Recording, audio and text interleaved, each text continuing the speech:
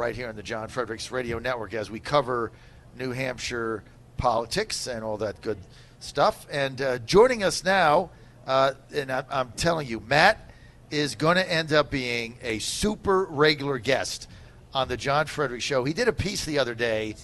He's got a long history. He's been in the media for some time, and he did a piece the other day on the Democratic National Committee that I actually put up on our website, TrumpNationNews.com, where Matt broke down the entire operation and why things went haywire in Iowa. And he's got a newsletter that we're going to have him ask you to sign up for. This is a must-read. You gotta get on the Matt Stoller train, and he's with us now. Matt, thanks for being with us. Hey, thanks a lot. Thanks for having me. Okay, Matt, tell us so I don't run out of time. Tell us about your newsletter, what you're doing now, a little bit about your background, and then I'm going to get into the column that you did the other day, which I thought was fantastic, which is why I reached out. Sure. So what I do is I study monopolies. So I do more kind of analysis of businesses. Although I have a political background as a left-wing Democrat, just to give you my bias right up front. And so I look at monopolies across the economy. And I have a book out called Goliath: The 100-Year War Between Monopoly Power and Democracy, which just came out in October. And the basic axis of politics that I look at is that you have control of our society by a small group of people in every single industry, which includes both political parties. And that manifests itself in a number of different ways, but you essentially have 737 MAXs going on across the economy in every different industry. And what we saw in Iowa was a 737 MAX of the Democratic Party, just a total institutional breakdown. Mm-hmm. And so let's get to the app. One of the things that you said in your column, and by the way, your column was called "Iowa Caucuses, the Blob, and the Democratic Party Cartel." Matt, right. Tell me a little about how this app came into play, who developed it, why there was no quality. What the hell happened there? Yeah, I mean, it's okay. So both political parties are controlled by a small group of funders, and in the Democratic Party, one of the more important groups are kind of these Silicon Valley tech bro types. And they really like to say things like disrupt or move fast and break things. And they like to give their money to people who will pander to them. And so there's a group of political consultants who run the Democratic Party or run part of the Democratic Party. And they went to Reid Hoffman, who I think is the founder of LinkedIn, and said, hey, we can totally revamp the Democratic Party if you give us a bunch of money. So he did give them a bunch of money, and a whole bunch of other Silicon Valley donors gave them money. And one of the things they did, and this was a group called Acronym, and one of the things they did is they bought a weird company, which his name was Shadow, and they said, hey, we're gonna really compete with Trump on online advertising, right? Or online. Trump has better technology. Right. We're gonna compete with him. And then this group called Shadow, they hired a bunch of their friends, who are of course idiots, to basically make an app on the cheap, and then they got their friends in the Iowa Democratic Party or at the DNC or kind of wherever, because all these people are friends with each other. They they date each other, they marry each other. It's something called the blob, and it goes, by the way, across both parties. And they made this app on the cheap. And because that's one of the things that you do if you're kind of a con artist, is you underbid and then you don't deliver, right? So that's what they did here, and it was a total disaster. And there's within our political system, one of the big problems we have is that no one's really in charge of kind of any of these institutions, but you have a kind of a small network of people who are informally together. They kind of guide things, and right. They're financed by people. This is basically a problem of a small group of people controlling a system that they don't understand and don't care about. So it's who gets put in charge of some of these political institutions are not people that actually are caring about the electoral apparatus or caring about the policy choices. They're the people who can best pander to whoever that sort of small group of people is that are kind of political hobbyists. Okay, I just got to. Can I read one line, one sentence of your column? You can read. Matt says, "I tell you, this was the. I read this, Matt, 3 times because I couldn't get through it without just busting out laughing. I had a beer when I was reading it at night, whenever it came out, and I ended up dropping it on myself. You put the result of this rank incompetence and dishonesty is a rebellion in the Democratic Party. Much the same dynamic in the Bush administration created the predicate of the Trump movement." Matt, that is so spot on.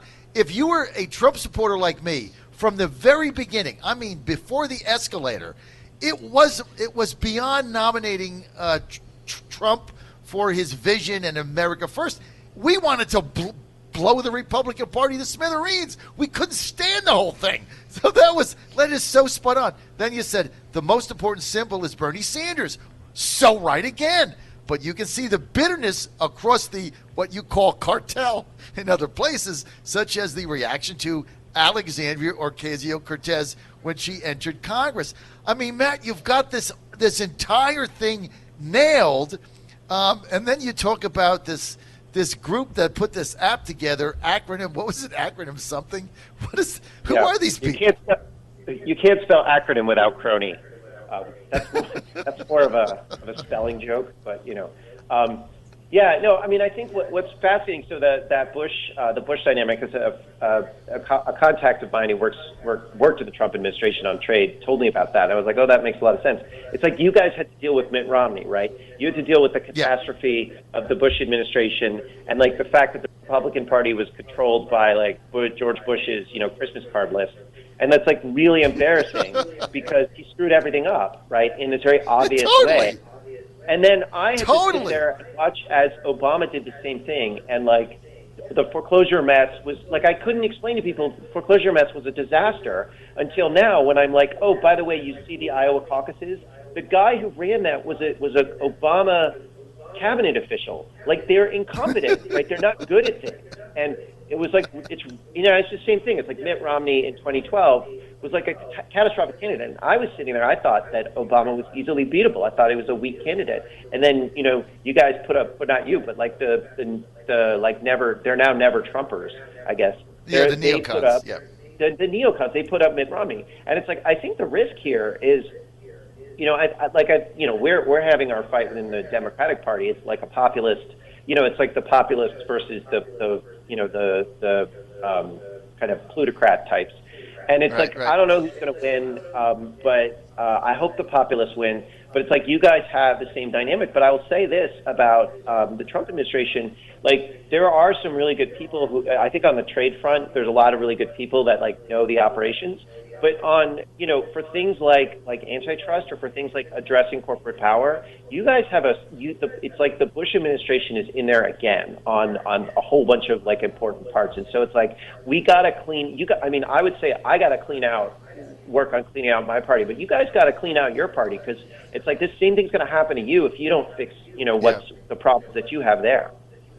Oh, Matt, you're spot on. And it's so frustrating. The never Trumpers, RNC operatives, apparatchiks that have surrounded the Trump administration. They were unprepared during the transition. I could go on and on. Then they fired Chris Christie as the transition guy. Then Pence comes in. He brings all his people in, and they're all RNC people. And but no, you're right. And look, when this movement started, I mean, you're so right because we were stuck with. Many of us believe that George W. Bush, like me, is the worst president in the history of America. Worst ever. Got us into wars now that we can't get out of. Anything Obama did, we can undo. The stuff he did, you can't undo. He was a disaster. And we just thought, you know what? We just have to blow the whole thing up.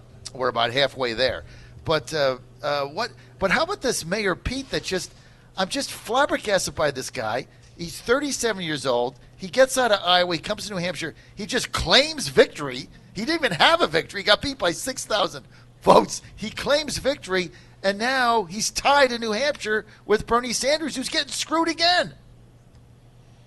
Yeah, I mean, I think that this is the dynamic that you see, like, this is kind of the blob, right? This is like the foreign policy people and the MSNBC people, and like and their friends and these consultants, and it's like it's a network of people, and they hate populism, right? They just hate it, and they hate democracy, and it's real, it's true, and I think you see it on your side as well.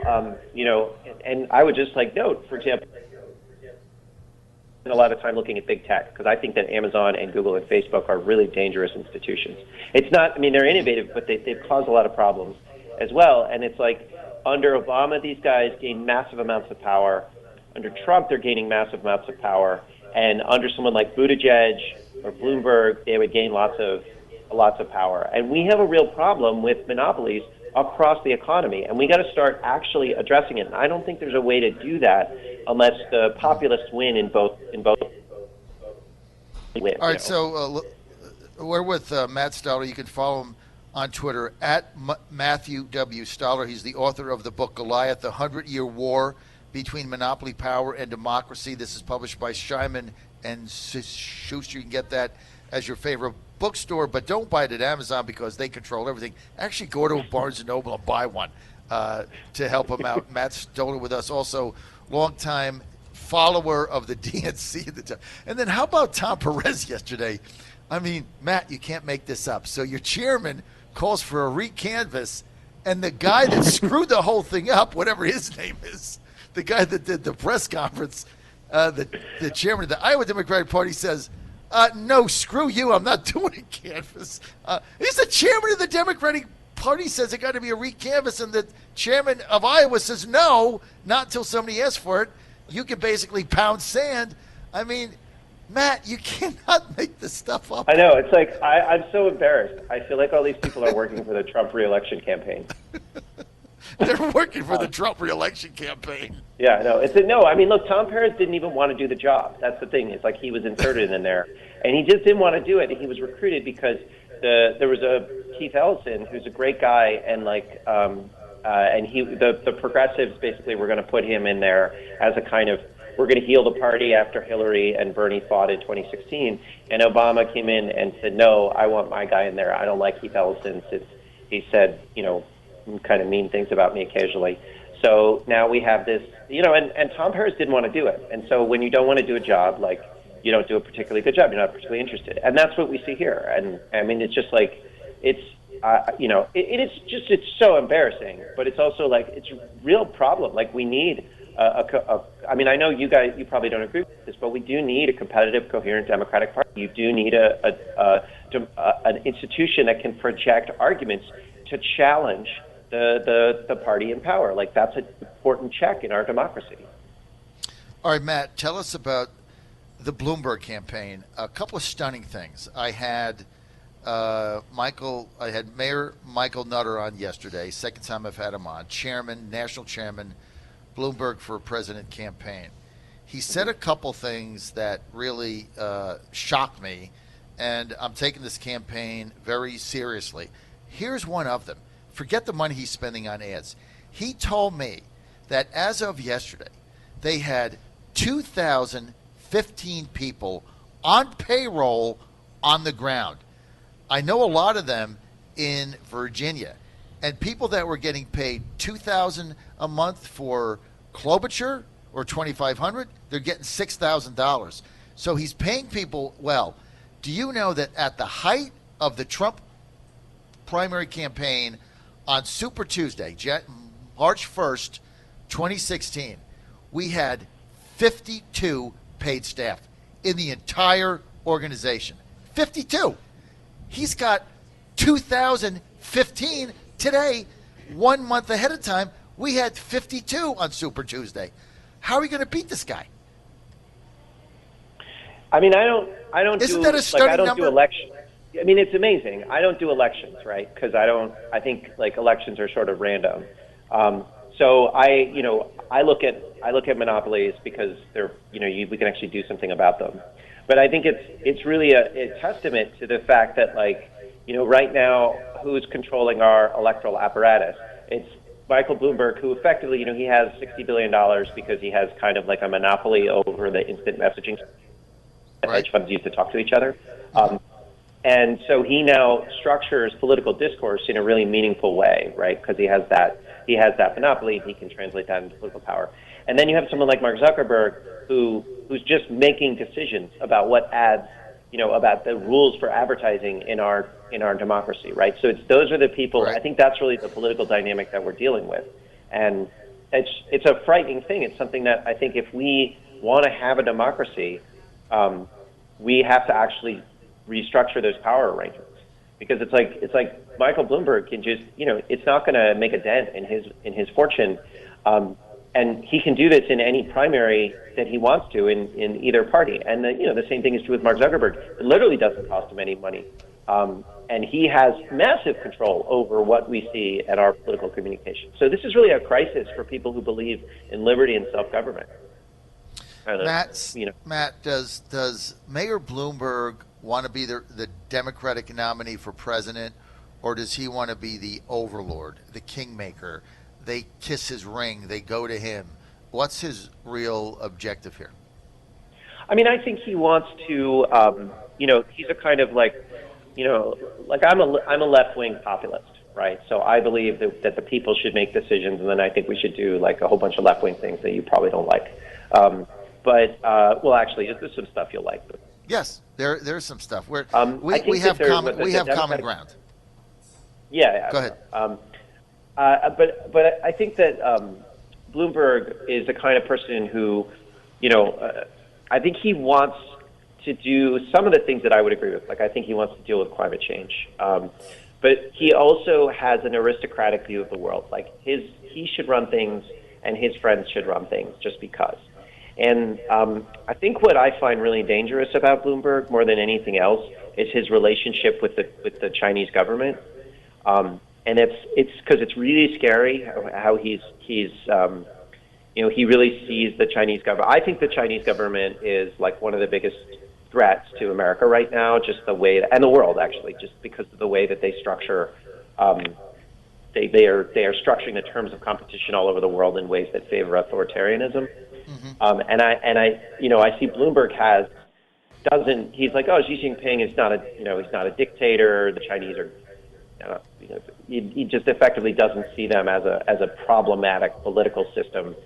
And so that's why I'm actually frightened of Bloomberg. But I think, broadly he fits in a kind of a mainstream Democratic view, which is what you need are kind of aristocrats that want to do the right thing for the people.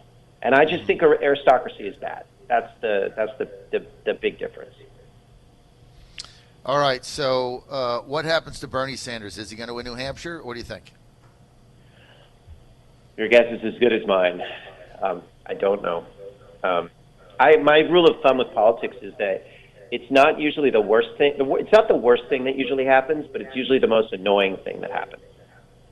So, so that figure would out what that is, and that's what'll happen.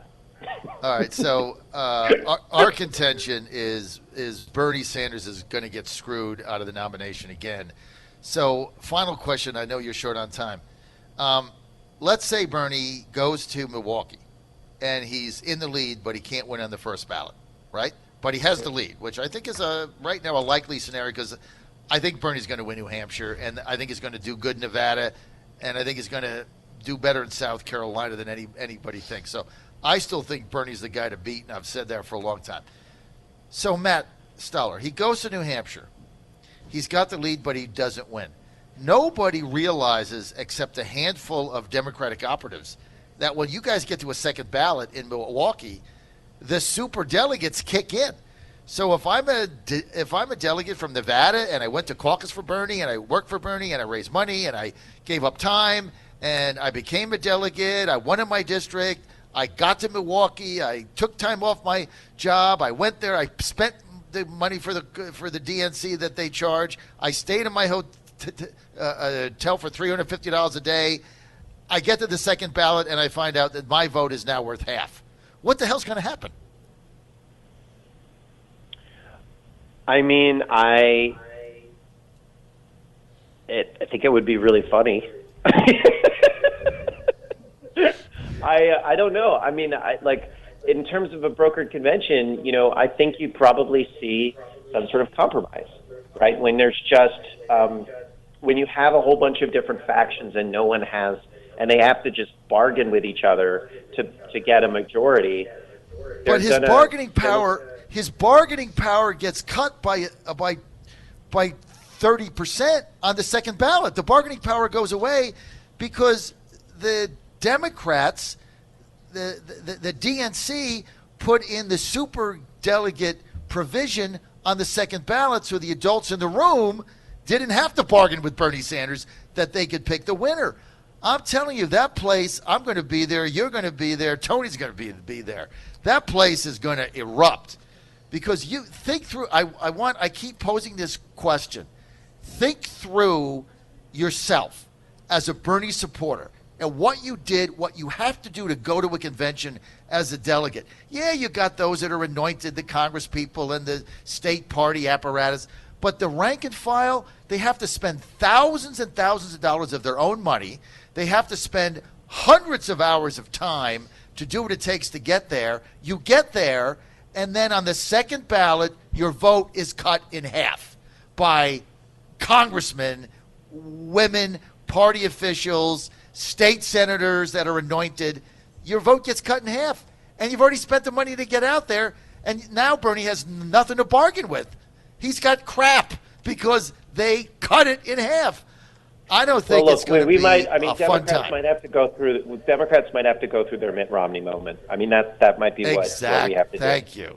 No? That's what you're going to have to do. And look, it's liberating, man. It's liberating. I'm telling you, when you guys finally get there, you know, if you lose an election and you can blow the whole party up and you just outline the corruption that goes in there, it's worth it. All the people that told me Trump can't win, Rubio can win, I'm like, who the hell cares? He's no different than the other guy. I'd rather nominate Trump, even if we get beat, blow the whole thing up, and start over, because you're not going to get any worse. So I think that's where you guys are at, man. You got to go with Bernie. Blow it up. Yeah, I mean, I started out as a Warren person, and I've kind of now I'm leaning towards Bernie. Just because I worked in the Senate and I saw a whole bunch of different policy choices, and I saw her just gut a whole bunch of powerful bankers who were doing unethical things, which was awesome. But then, like, what I've seen in this race is, like, Bernie has kind of made, I think, a more coherent case about how to reorganize power in a way that I think is just. Yeah, so I mean, look what he said. What he said yesterday, what he said in town hall yesterday, he said, my brand of socialism is for the people. The Republicans' brand of socialism is for corporations. And he said Trump built all those buildings in New York. It was part of it was corporate socialism because he got tax incentives. He got union incentives. I mean, he had to do what he had to do. He didn't criticize the president. He just said, you know, that's what you have to do to get things done. It's the same thing. They just call it something else. I'm out of time, Matt. Thanks for being with us. A fantastic segment. Look, man, let me give you my take on it, Matt. Forget Warren. She isn't going to win. You got to go with Bernie. Blow the whole thing up and start over. You'll be a lot better off. And you'll feel liberated, Matt. I'm here to liberate you, man. Thanks for being with us. All right. Thanks, Matt. Bye. I'm liberating you, Matt.